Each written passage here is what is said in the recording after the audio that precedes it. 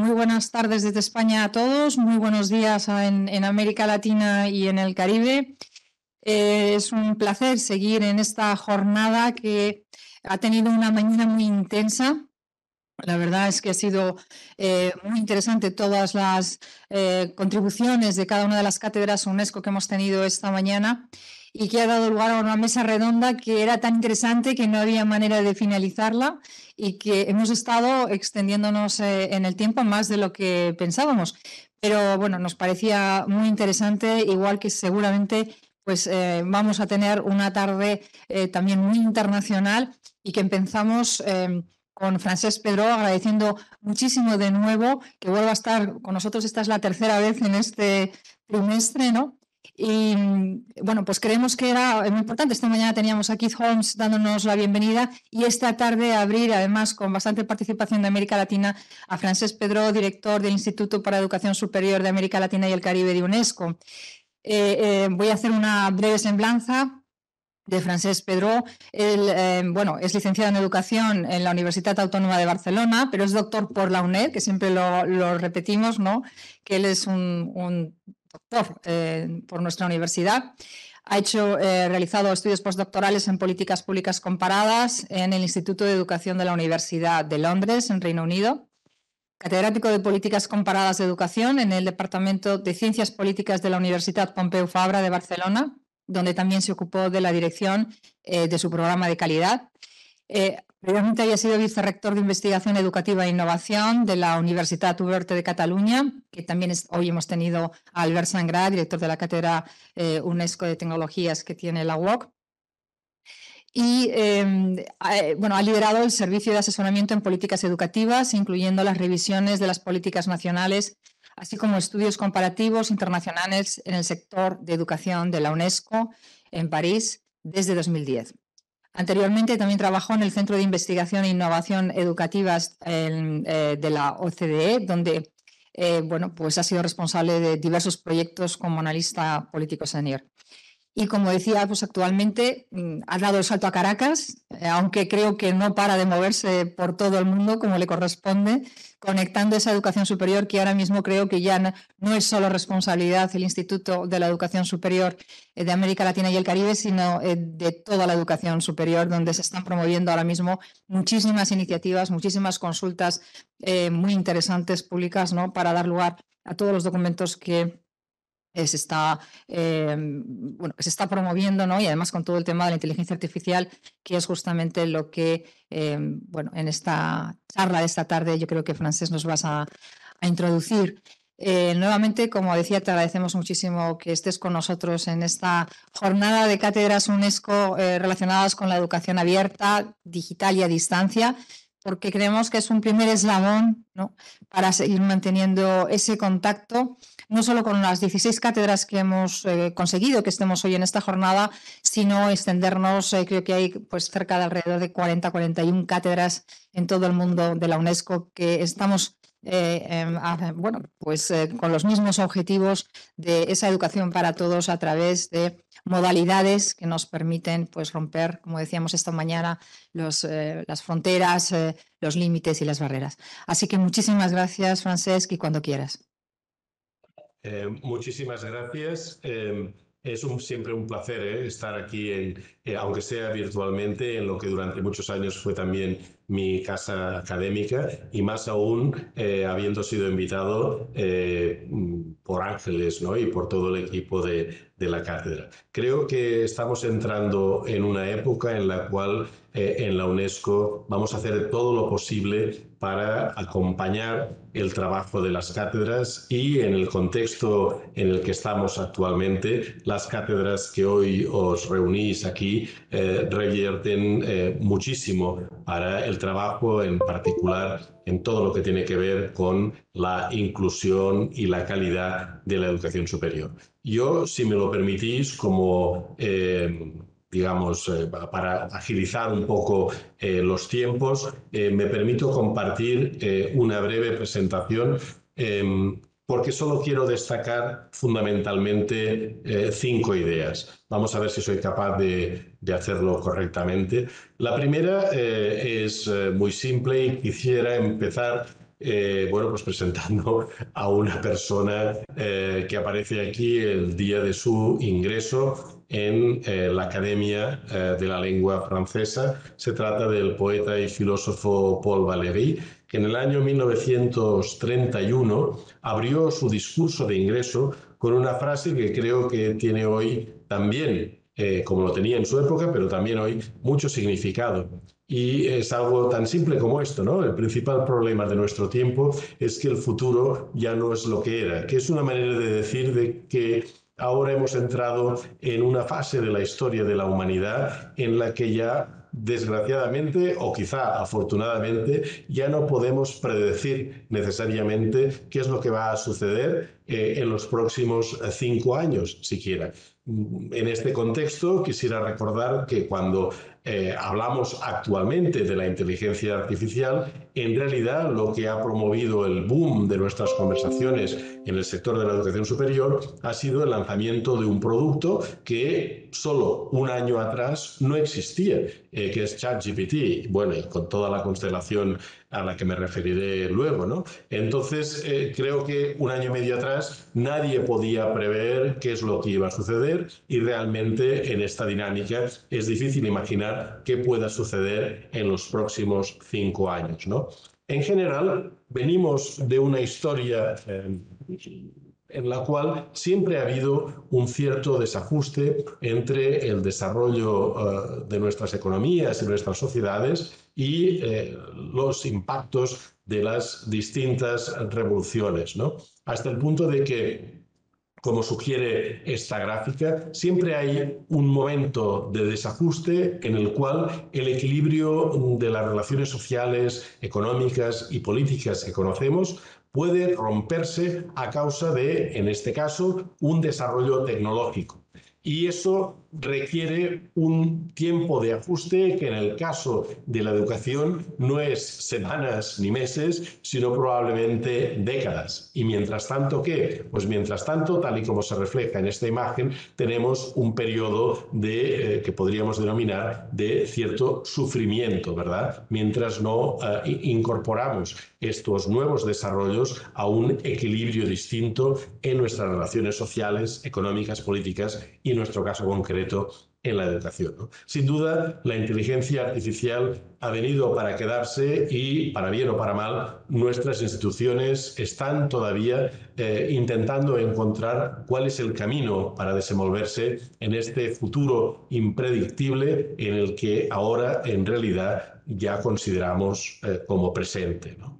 He dicho que mencionaría 5 ideas. Yo creo que es importante recordar que ahora hablamos de inteligencia artificial. Como tiempo atrás hablábamos, por ejemplo, del impacto de blockchain y de tantas y tantas cosas, y quedaría la sensación de que en realidad la educación superior no se está adaptando a estas oportunidades, a estas ventanas de oportunidad creadas por la rápida transformación digital. Pero lo cierto es que tenemos muchos datos que acreditan que efectivamente, digamos, las universidades, incluso antes de la pandemia, como muestra esta gráfica, tanto en Europa como en América Latina, ya habían adoptado, por ejemplo, plataformas para facilitar la gestión administrativa, gestión financiera, gestión de recursos humanos, de aulas, en fin, de espacios, allí donde no se trata de universidades a distancia. Y quizá en el ámbito de la docencia, bueno, pues esa tendencia todavía no era, digamos, tan marcada, pero existía efectivamente, y hoy en día se puede decir, por lo menos en mi limitado conocimiento, que no sé de ninguna universidad o institución de educación superior que no cuente ya con una plataforma. ¿Cuál es el nivel de uso? Bueno, pues nosotros mismos hemos publicado en múltiples oportunidades unos datos que dejan mucho que desear en este sentido, pero la ventana de oportunidad existe y quizá es la docencia el elemento más difícil, ¿no?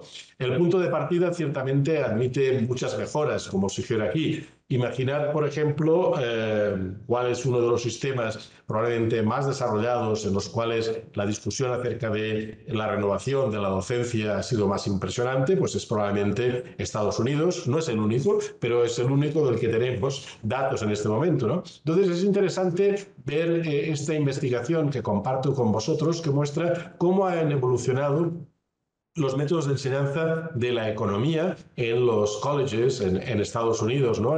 Solo en 20 años, ¿no? Y es importante, lo hago pasar rápidamente, es importante darse cuenta de que en realidad en el ámbito de la economía todavía hoy lo que predomina es la lección magistral. Por tanto, digamos, cuando se hacen afirmaciones con respecto a que, bueno, la pedagogía universitaria está avanzando muy rápidamente, pues es posible que todos conozcamos flores de verano, ¿no? Flores que emergen en un contexto inesperado, pero en realidad una transformación sistémica no parece que la veamos. Es cierto que hay novedades importantes, por ejemplo, a vuestra izquierda, indudablemente hoy es prácticamente impensable entrar en un aula universitaria en la que no se utilice PowerPoint, como yo mismo estoy haciendo aquí, ¿no? Y hay también algunas ideas interesantes, como por ejemplo el progreso de todo lo que son iniciativas de discusión entre los estudiantes y lo que es aún más interesante, que es el aprendizaje colaborativo. Pero está todavía muy lejos de lo que sigue siendo, nos guste o no, el paradigma de la lección magistral,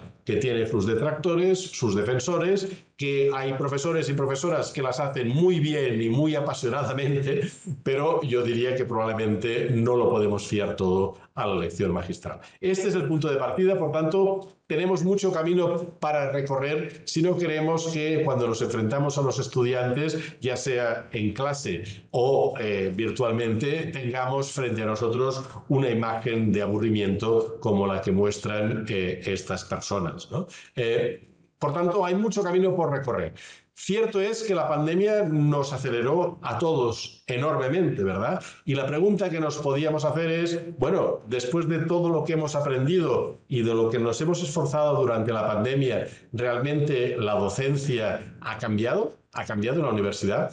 Bueno, y aquí yo creo que, como muestra esta gráfica que procede de nuestros propios datos del instituto, podríamos decir que las opiniones de los estudiantes están divididas en dos grandes grupos. La mitad aproximadamente considera que gracias al impacto de la pandemia y todo lo que ha conllevado de exploración de nuevos métodos de enseñanza y aprendizaje soportados por la tecnología, se ha mejorado. Pero hay otra mitad que considera que estamos igual o incluso una pequeña porción que diría que está peor, ¿verdad?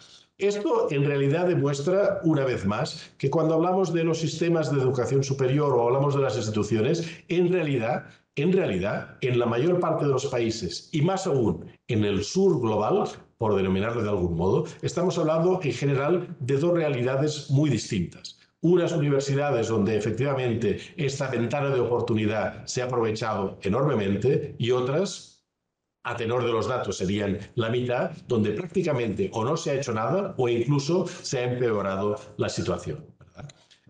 Yo creo que, digamos, vale la pena recordar algunos escándalos que hemos vivido literalmente. Quiero mencionar, por ejemplo, el caso de Panamá, donde una universidad privada, tras haber grabado durante la pandemia las clases de sus profesores, decidió empezar a cancelar los contratos de esos docentes y ofrecía a los estudiantes en las aulas, esta imagen es ficticia, ¿verdad? Pero ofrecía a los estudiantes, ¿verdad?, la oportunidad de ir a clase con unas clases previamente grabadas, ¿verdad? Esto es realmente una situación llevada al extremo, donde realmente uno termina planteándose cuál es el valor añadido de ir a clase o, de una u otra forma, cuál es el valor añadido, incluso en un contexto de educación superior a distancia, cuando no hay espacio para la interacción social entre los estudiantes o con los docentes, ¿verdad?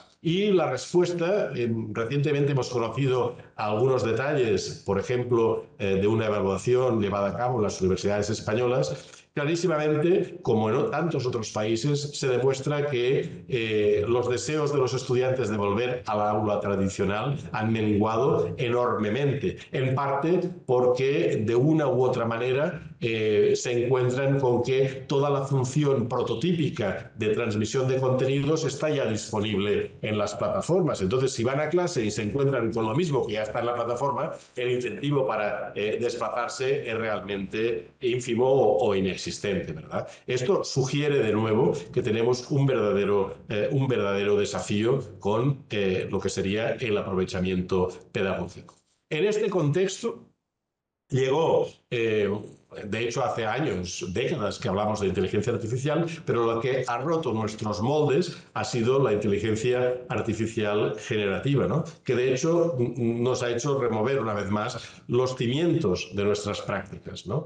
Yo mismo, permitidme que en fin, creo que debo ser un docente normal y corriente, un académico normal y corriente de los del montón, pero yo mismo hoy en día prácticamente no sé hacer mi trabajo cuando se trata de investigar y publicar sin recurrir a algunas de estas herramientas que tenéis aquí. Probablemente vosotros utilizáis otras o las mismas, pero de una u otra forma, en la función de investigación, yo creo que ya hemos incorporado, aunque no les llamemos aplicaciones de inteligencia artificial, hemos incorporado unas herramientas soportadas por la inteligencia artificial que facilitan mucho nuestro trabajo y que nos colocan también en una tesitura ética muy difícil a veces, porque digamos, hay cuestiones vinculadas al plagiarismo o cuestiones vinculadas a la veracidad de los datos que a veces se nos pueden escapar.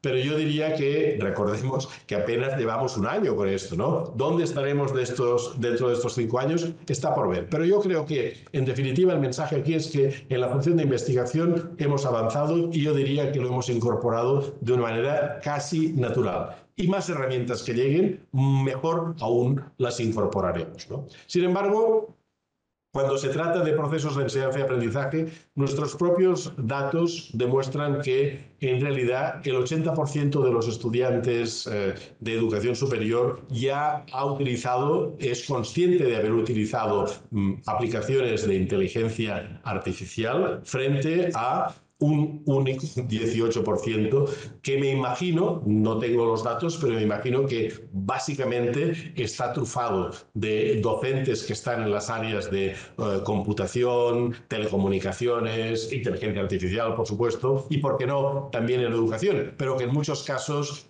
digamos, en otras áreas probablemente esos porcentajes sean más bajos. Tendremos, por tanto, un desequilibrio importante y es como siempre ha sucedido, la gente joven, digamos, es más arriesgada que nosotros y nosotros por nuestra propia función y tal vez por un tema de edad somos tremendamente conservadores y no tenemos muchas ganas de aprender nuevos, digamos, de nuevos desafíos, ¿no? Quizá una de las herramientas, y tal vez Ángeles recordará que esta es una transparencia que utilizo en muchas oportunidades, y si me vuelves a invitar, Ángeles, probablemente la vuelva a utilizar, ¿verdad? Porque creo que es una referencia a la necesidad de invertir los términos, ¿no? Esto correspondería al término de la clase invertida en un sentido figurado, porque no se trata de eso, se trata sencillamente de reconocer que gracias a la tecnología podemos aprovechar los espacios de interacción de una manera distinta, tanto da que sean interacciones en un espacio físico como el del aula, como interacciones en un espacio virtual. Pero realmente hemos de dejar atrás de una vez por todas la función de compartir contenido en manos, lógicamente, de los soportes como las plataformas que tenemos, tanto si son textuales como si son en vídeo, y pensar en una reingeniería de los procesos de enseñanza y aprendizaje, donde lo más importante, creo yo, es hacerse la pregunta: ¿qué podemos hacer en el espacio de interacción que no podamos hacer gracias a una determinada aplicación? Esto me parece tremendamente importante y creo que efectivamente la clase invertida muestra un posible camino a seguir.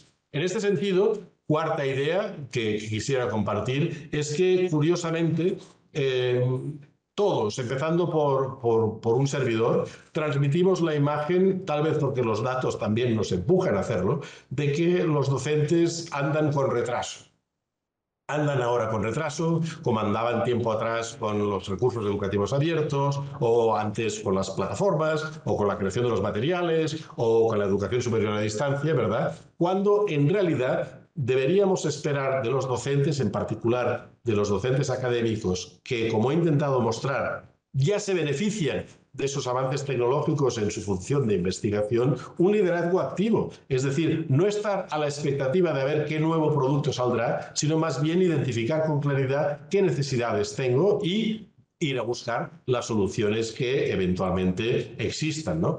Quiero destacar aquí, por ejemplo, dos casos como el de la Universidad de Toronto, en Canadá, donde, como podéis ver, prácticamente todo se centra en la función que la propia institución tiene de desarrollar las capacidades de sus propios docentes, precisamente porque es solo desde el conocimiento que se puede desarrollar una conversación con respecto a los límites y también las oportunidades en términos de transformación de la enseñanza que la inteligencia artificial nos ofrece. Es decir, lo primero que hay que tener es un cierto nivel de alfabetización. Estamos en Toronto, podemos irnos a las antípodas, a la Universidad de Hong Kong, en China, y como os podéis imaginar, prácticamente el menú de lo que se realiza en la universidad es el mismo que en el anterior caso, ¿no? Coloco estas dos universidades porque creo que están justamente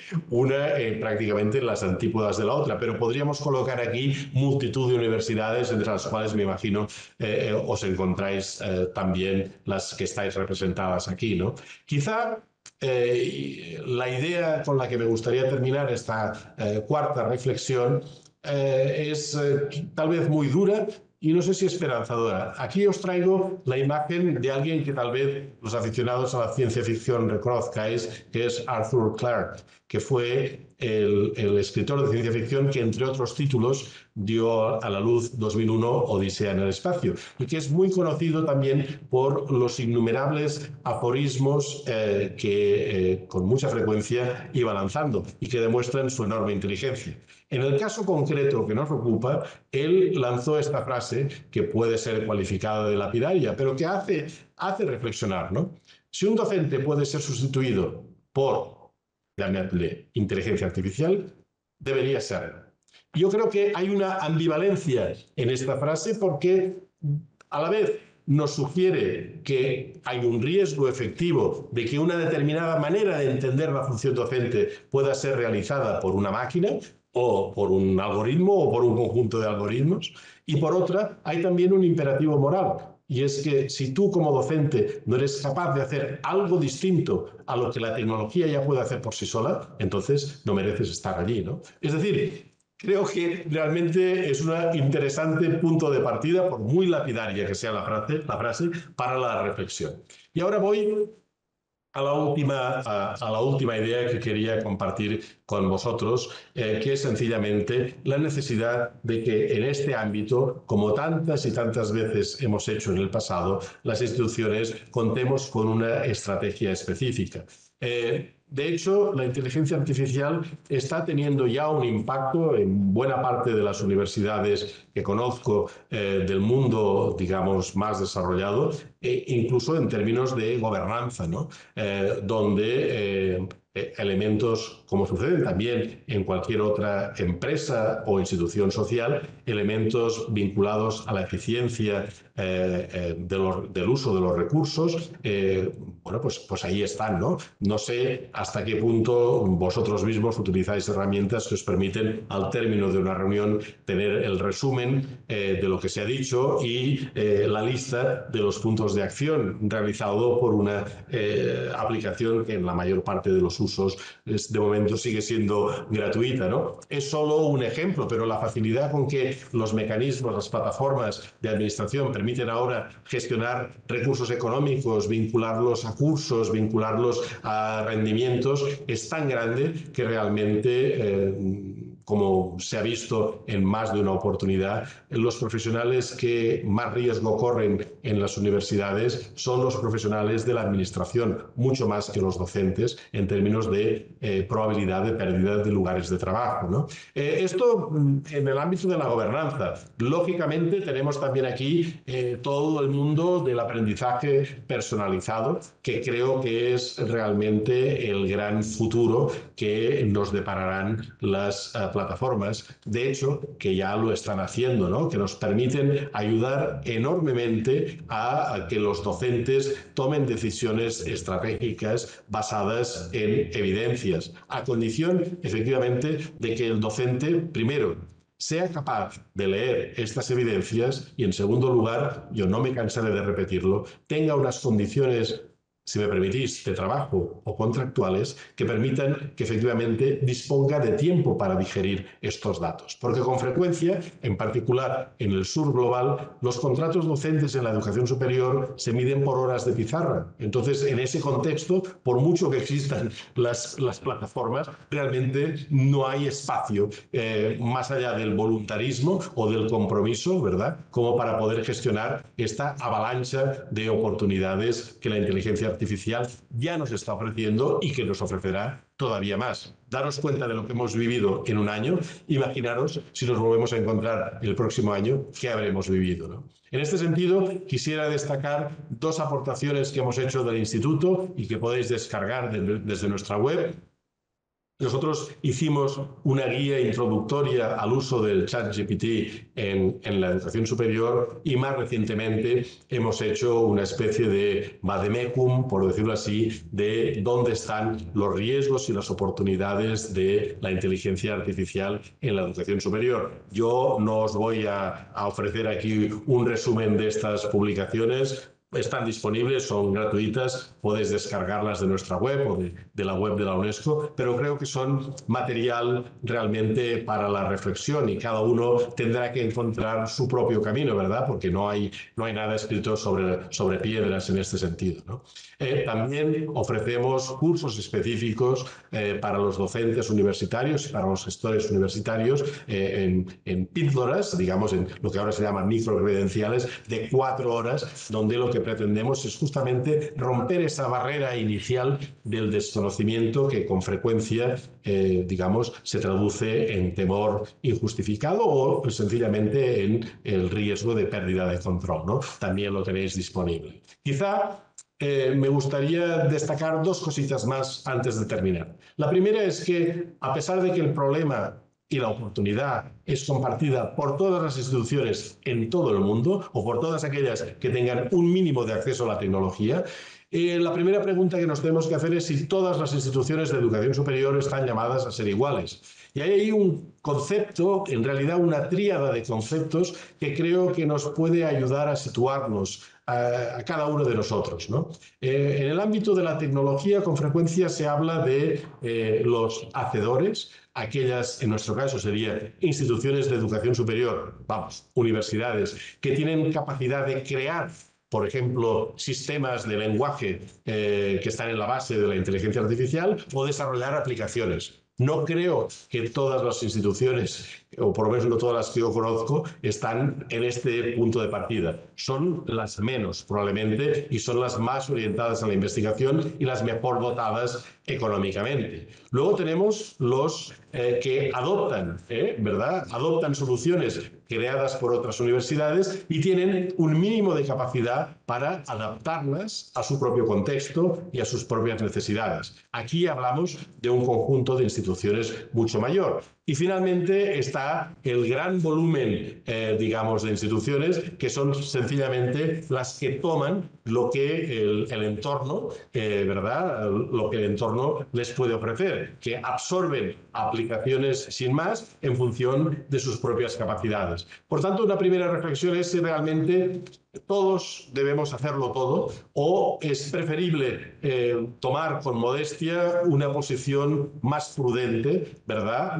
Tal vez situada, como diría Aristóteles, en un justo medio, si es que uno tiene capacidad realmente para ajustar. Que aquellos que puedan desarrollar por sí mismos, pues adelante, porque al término de ese proceso de desarrollo, en realidad nos está esperando una maximización de las capacidades de nuestros equipos también y, por tanto, es interesante. Pero creo que esta distinción en esta tríada es muy importante y que tal vez no en público, pero sí en privado, cada uno de nosotros debe saber dónde situar su propia institución. Y la segunda idea es justamente en este contexto que cada uno tome lo que quiera, ¿verdad? Desde la UNESCO creemos que hay que hacer 4 cosas, que cada uno en el papel que tome, ¿no? Sea porque adopta, porque adapta o porque crea, pero lo más importante hoy en día es que toda institución de educación superior tenga una estrategia específica de capacitación de su personal, docente y no docente.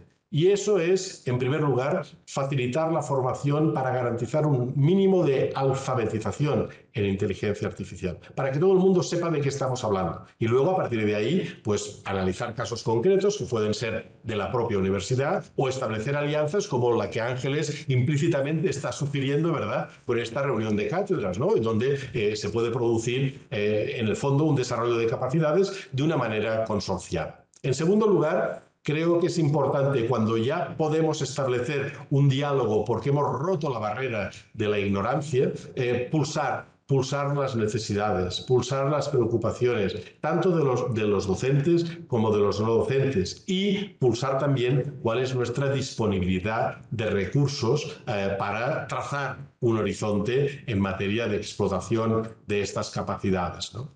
Tercer elemento importante también desde nuestra perspectiva, demostrar fehacientemente, no como estoy haciendo yo, que estoy hablando retóricamente, ¿no?, dando ejemplos y demás, pero en definitiva demostrar con prototipos hasta dónde se puede llegar. Y esto creo que algunas de las universidades, ahora Ángeles no me ve muy bien, pero yo me la estoy mirándola a ella, tienen ya prototipos y tienen aplicaciones desarrolladas, ¿no? Y tan importante como tener esos prototipos es evaluar su impacto. Y esto creo que sugiere una vez más que debemos afrontar la investigación sobre las aplicaciones tecnológicas en educación superior desde una perspectiva mucho más empírica que la que tradicionalmente estamos teniendo. Por tanto, capacitar, pulsar necesidades y expectativas, demostrar con ejemplos qué es lo que nosotros mismos estamos en condiciones de hacer, de adoptar o de adaptar, y en último lugar, inevitablemente habrá que regular, porque hay,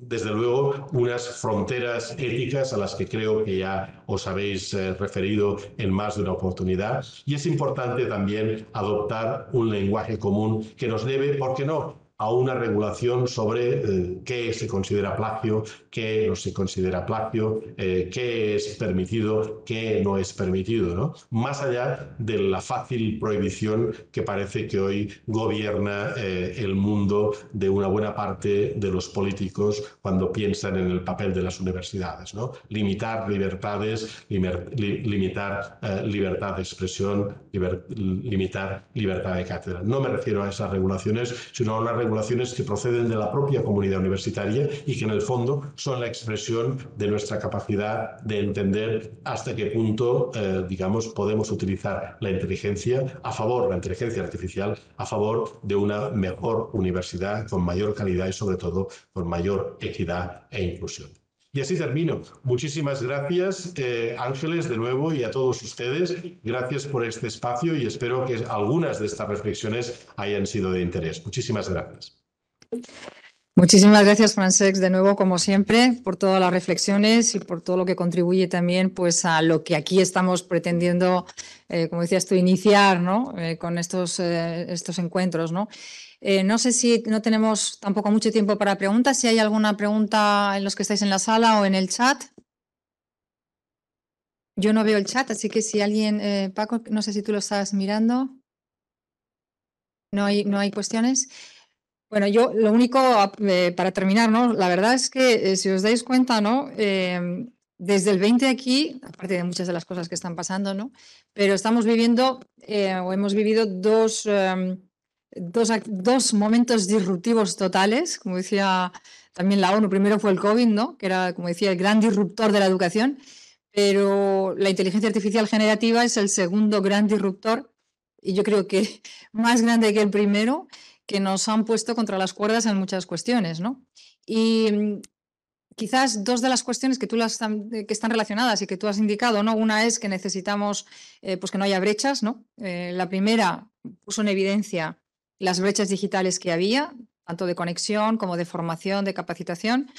Esta segunda va en la misma dirección, es decir, si no conseguimos, pues internacionalmente, poner todas las bases para que haya primero las infraestructuras, la formación, el uso ético de las cuestiones. Es decir, que estamos ante momentos como muy disruptivos por un lado y por otro lado muy potentes que requieren muchas cuestiones. Y algo en lo que estáis trabajando mucho, que también es, si no hay esa calidad suficiente, he visto a María José Rubio por ahí, a la que saludo, del CALET, la importancia de la calidad y una calidad más o menos compartida para el tema del reconocimiento de titulaciones, de créditos, todo eso a lo que vamos también, sobre todo con los microcréditos, ¿no? Que estáis trabajando mucho en ese tema.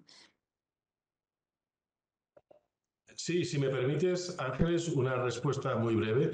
Efectivamente, el tema de las brechas es un tema tremendamente importante y más en el ámbito de la enseñanza soportada por la tecnología, ¿verdad? Porque aquí las brechas norte-sur se traducen también en formas más sutiles de recolonización de la educación superior, en un momento en el que en realidad por lo menos antes de la pandemia, ya se había avanzado muchísimo. También es importante destacar, y la UNESCO lo ha hecho en multitud de ocasiones, nosotros mismos, las brechas que inevitablemente aparecen en cuanto a la utilización en términos de género. También, de nuevo, es otro ámbito en el cual nos queda mucho por hacer. La imagen general de las aulas universitarias es que tenemos a más chicas o más mujeres que hombres en las aulas, pero en realidad cuando prestamos atención a ámbitos vinculados a la tecnología, esto dista mucho de ser así, ¿no? Por tanto, en el fondo estamos viviendo una época en la que este tipo de aplicaciones, es verdad que hay excepciones en todas partes, corren el riesgo también de abrir esa segunda brecha. Y por supuesto, tú te has referido al trabajo en materia de reconocimiento de titulaciones, de créditos y demás. Desde luego que sí, pero yo diría que ahí el punto de partida inicial que se construye a través de reuniones como esta que has organizado, Ángeles, es la existencia de una confianza mutua. Es decir, tenemos en todos los países, con algunas excepciones, agencias de aseguramiento de la calidad que han sido creadas en buena medida como resultado de un esfuerzo cooperativo entre las instituciones. Y yo creo que conocer la realidad de la educación superior en otros países, conocer el trabajo y las redes que existen de agencias de aseguramiento de la calidad, nos ofrece un punto de partida para garantizar ese reconocimiento de titulaciones que de hecho va con el siglo XXI, ¿no? Inevitablemente, cada vez más iremos a una educación superior de posgrado donde el componente de movilidad será realmente un requisito básico y en buena medida esa movilidad será virtual y soportada por la tecnología y también, lógicamente, por la inteligencia artificial. Muchas gracias de nuevo. Pues muchísimas gracias. Y bueno, me imagino que tendrás un día muy ocupado, así que bueno, te agradecemos enormemente que hayas encontrado este hueco para estar hoy con nosotros por parte de UNESCO.